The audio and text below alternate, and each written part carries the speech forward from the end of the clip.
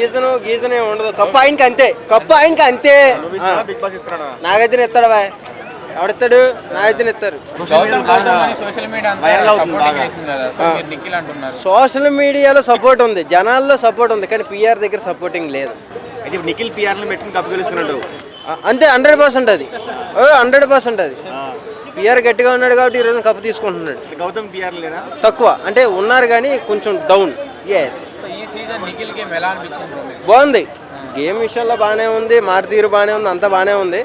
కొంచెం తెలుగుడికి ఇస్తే మనకు బ్యాటర్ అనుకున్నాం కానీ మన బ్యాట్ లేక మనం ఏం చేయలేం కదా. అంటే చాలా మంది ఫీల్ అవుతారంటవా?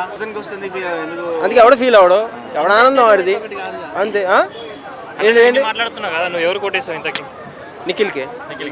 ఓకే అన్న, మరి పిఆర్ల సపోర్ట్తోనే ఫాలోయింగ్తోనే జెన్యున్గా వేసా. మరి జెన్యున్గా నిఖిల్ కోట్లు పడ్డట్టే కదా? పడ్డాయనగా నేను ఇప్పుడు చెప్పేది. ఆయన ఏమంటున్నాడు, అక్కడ తెలుగు వాళ్ళకి అంటున్నాడు, భాషలు విడదీస్తున్నాడు, ఇక్కడ కులాలు పెడుతున్నాడు. నీలాంటి వాళ్ళు ఉండటం వల్ల మైకులు పగిలిపోతాయి. అందుకే నీలాంటి వాళ్ళు.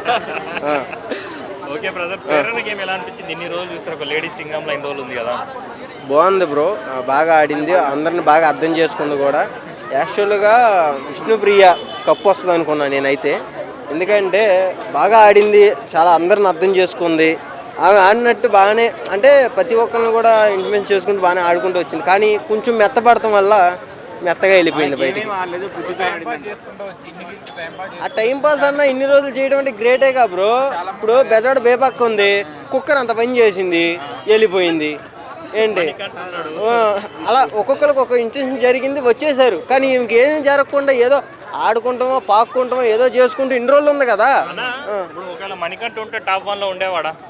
100% ఉండేవాడు. టాప్ 1లో 100%. అంటే నిఖిల్కి తగ్గ మణికంఠ అయ్యేవాడు. పోటీగా నువ్వు తా అంటే నేను తందానా అనేవాడు. నిఖిల్కి ఇందులో హౌస్లో ఉన్న వాళ్ళు ఎవరు పోటీ ఇవ్వలేకపోయారు, ఓన్లీ మణికంఠ ఉంటే ఇచ్చేవాడు అంటారా మీరు? అంటే ఫైనల్ గా అయితే కప్పు కొట్టేది ఎవరంటావు? నిఖిల్ గౌతమ్ కాదా బ్రో? కాదు. Okay right. వెల్కమ్ చెప్పడానికి వెళ్తున్నారు. అప్పుడు వెళ్ళాం, అద్దాలకి ఇద్దరు పగిలినాయి. ఈసారి వెళ్తే రాళ్ళు పగులుతాయేమో చూడాలి.